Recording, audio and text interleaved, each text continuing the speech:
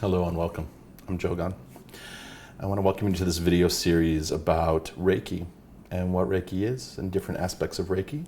We're going to explore the differences between how Reiki has grown here in the West and what its traditional roots are in Japan. Today we're going to start with a simple, seemingly simple question that gets asked to me every day. What is Reiki? Sounds like it could be simple to answer. It isn't necessarily.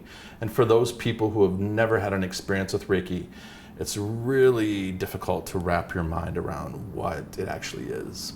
How I usually differentiate to beginners on how to tell people what Reiki is and describe it is to first describe it as a noun. There's the noun Reiki.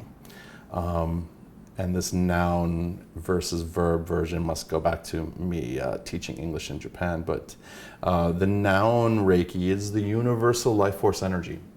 It's the universal energy, the energy of all things, the energy of you and me, the energy of this screen behind me. Everything we can touch, breathe, smell, and even the emptiness. It's the energy of everything.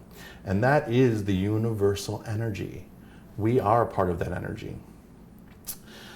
We forget that we are. We're never really taught that we are, to tell you the truth. We're taught that we're individuals, we're individuated, we're sent to school, we're socialized, we're educated, and we're taught that we're these bodies and we're the names that we're given. The ego develops around that and the personal preferences that we develop. And that's how we separate ourselves from each other. I love chocolate ice cream. You love vanilla ice cream, and ultimately wars are fought over that, such minute differences in opinion. It's a very dualistic world that we live in, but there's a higher truth that all is connected, all is one.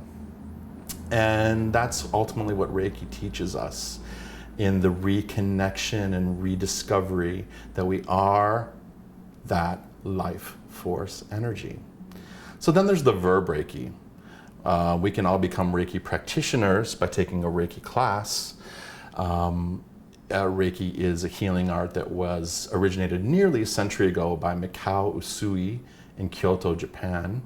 And he was bestowed this healing art, and he developed a method so that it can be passed down from teacher to student, from generation to generation.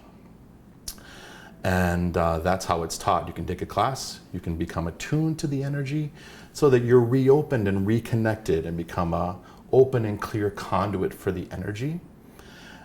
And then the verb Reiki comes in, where we administer the energy as a practitioner by light touch, usually a light touch of the palm for a minute or two in various places throughout the body. And it's through that direct touch that Reiki is administered. So that's how we describe Reiki. Reiki can be the verb, Reiki can be the noun. Reiki is all things, so it's all of that. So thank you for joining me for this first part, an introduction to Reiki. More episodes are to follow, so please stay tuned. Click subscribe if you're watching us on YouTube, and I look forward to seeing you soon. Bye-bye.